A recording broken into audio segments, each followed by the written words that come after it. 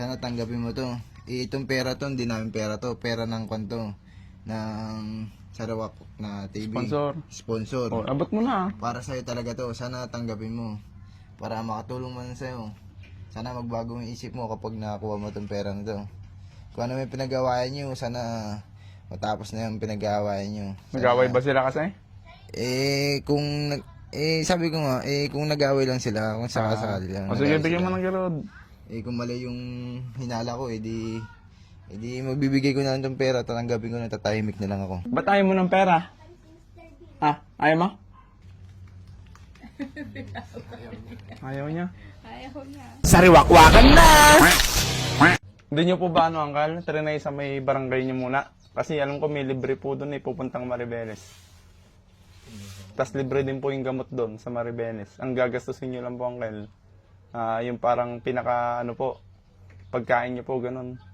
Hindi niyo po trinay nilakad doon? Hindi pa. Try niyo po para po kung sakaling pong sabihin nila. Hindi mas mainam po kung may dadala po siya sa psychiatrist. Pero try din po namin kung may mga sponsor po tayo na magbibigay po. Kami na po mismo magpapagamot sa kanya.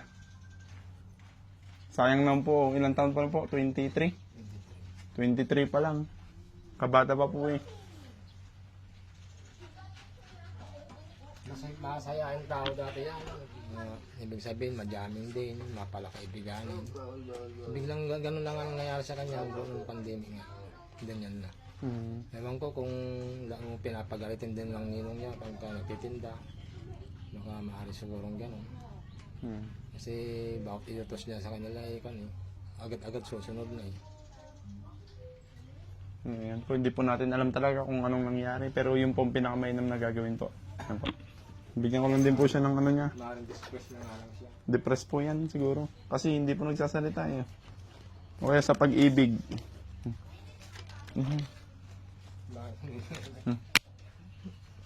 Ayaw niyang tanggapin kung pera lang, maraming pera kasi naipon yung pera niya. May pera po siya? Hindi niya tinatanggap ang mula ng pesta. Bakit po? Naipon lang yung pera niya doon kay ninang niya. Ngek. Oo, huwag niya nang mukhaan. Pagkatapos mo ng pesta, ayaw niyang kunin. Doon Ba't ayaw mo ng pera? Ayaw mo? Pag nagkapera, pinapahinga na sa mga bata. hindi ka nagkakaroon. Baka naisip niya siguro po na kukunin niyo po yung pera niya. Lahat ng kikita. Ito Uncle, po, ibili nyo na lang ng niya garod. Pagkain niya po. Trabaho lang po. Pa. Hindi mo kayo. Kung ayaw Nyo na lang po ng pagkain niya. sa magulang niya na lang. Sa magulang na lang ibigay yung pera. Okay naman yun, wala naman sa magulang. Ang maaari lang, ayaw nang kunin lahat ng pera niya. Nung unang pesta nga, papagawa yan, ayaw niyang kunin. Ipapagawa sana yan. Yung bahay po. Ayaw niyang kunin. Kaya, Sige po, ganun na lang po Uncle. Try po natin kung po, para po mangyayari kasi kaya. po sa psychiatrist po talaga. Yan po. Sana po may mabutin tayong mga sponsors po na magbigay po para po mapagamot natin tong si Pipoy. Sige pa, thank you po. God bless po, thank you. Dala kami Sila. Dala kami. Ah. Apir.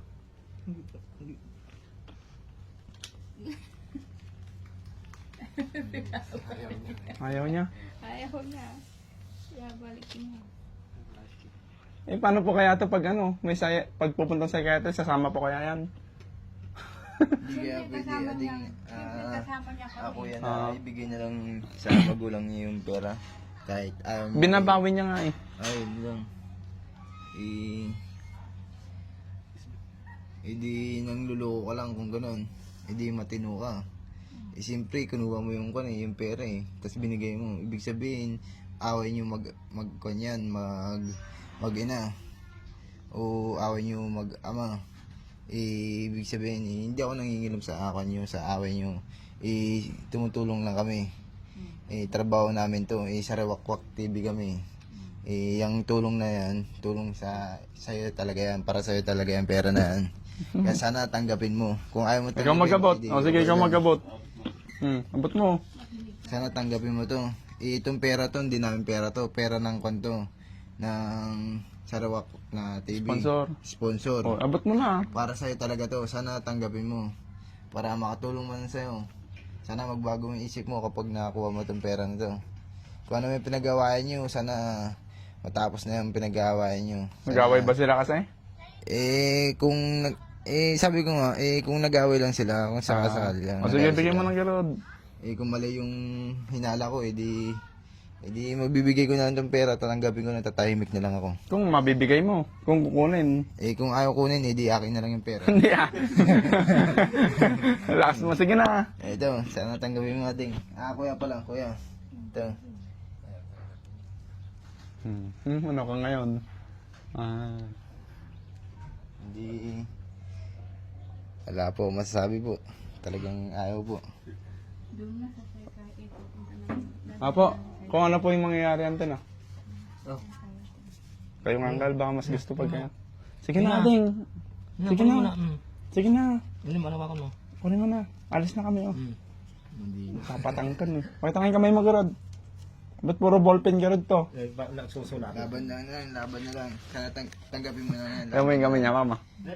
Laban. Kasi pasyalan nyo na lang. Total. Hindi po maganda to yung makausap lagi. Ganun na lang. Sige. Kaya ito Kung po, kuwan, Uncle, ito po kasi, napanood niyo po ba magpapakompine itong din batang ako. to? Hindi, ibig sabihin doon mas maganda yung lagi siyang, kasi lagi siyang may kasama nakakausap. Ito po, Uncle, ganun din po. Nakatali yung anong to na Ako rin po, ganun din po. Nakatali yung kamay niya ng kadena. Tapos po. Ngayon, kasama na namin, no. Kaya nga, sabi nga ni Antelin, dapat lang na ma-expose sa mga tao. Kaya nga sinasama ni Antelin sa Kaya dapat, palengke. ibig sabihin ang gusto ko, Araw-araw. gusto kong pasyalin niya. Eh, may trabaho naman po siya. Hindi, Kaya ibig sabihin, nga kahit yung ibig ang sabihin, volleyball naman natin trabaho niya. Kayo po ah. Hindi akong bahala. Hindi po kami ano doon. Kung kami po, lang po lagi namin siyang makasama. Pero yung trabaho niya nga po, siyempre. Pag wala na siyang trabaho, Hindi, ibig dito na sabihin lang daw. siya sa bahay. Dito Gusto na po lang- ba niya? Ang tanong. Dito naman siya sa bahay. pwede. Nakaloob Pwede lang, na. nakapasok dito, hindi Ibig siya sabihin, lalabas. pasyalan nyo lang pagkakamal. Andyan lang naman po kami lagi. Panahon kayo, pasyalan nyo lang. Kasi minsan kasi busy ako magtrabaho, mas busy naman yung nanay niya, kaya naman ang buhay. Ay, lahat nakakausap to. Kaya ganun po siguro. Pinagtitinda na May Antelin cellphone sa pa, may cellphone po siya, gadget po. cellphone dati Nasa yan. libahan po. Yan, ibig sabihin doon, kinuha ni Kad kasi kung nagsashot niya kung ano naman sinashot niya. Pero ayos naman. Marami siyang Puro Bible verse. Yung sinachat niya. Mayroon pang iba, hindi lang Bible. May mga ibang Baka away naman po nila mag-jowa po. Baka may jowa po siya na hindi sila nagkasunduan. Line up siguro doon, maaaring nakakon siguro. Kasi may, yung nagtitinda Ay, doon yung sa nagsasampal. Huwag niyo na pong banggitin yung pangalan. Baka magalit eh. Sige, ganda lang Uncle. Pasyal-pasyalan namin sa Garod habang ano. Kaya pupuntaan ng palengke yan, alauna. Hindi po sa kanal, hindi po naman pong... Nung minsan, sabi niya, doon sa TV, napanood ka niya sa TV, sinabi sa Kami ba? Oo. Tiga Pransa ka, sabi niya, napanood ka sa TV. Noon na lang, pasya-pasya. Pagbalik na po, bibili na lang Garod kami ng ano niya, pangkain niya. Kaso kakainin niya kaya? Oo. Pagkain ba? Oo. Sige po Garod. Ayaw niya ng pera eh. Ayaw niya ng pera. Kung pera lang, maraming pera. Kaya nga po eh, marami palang pera to.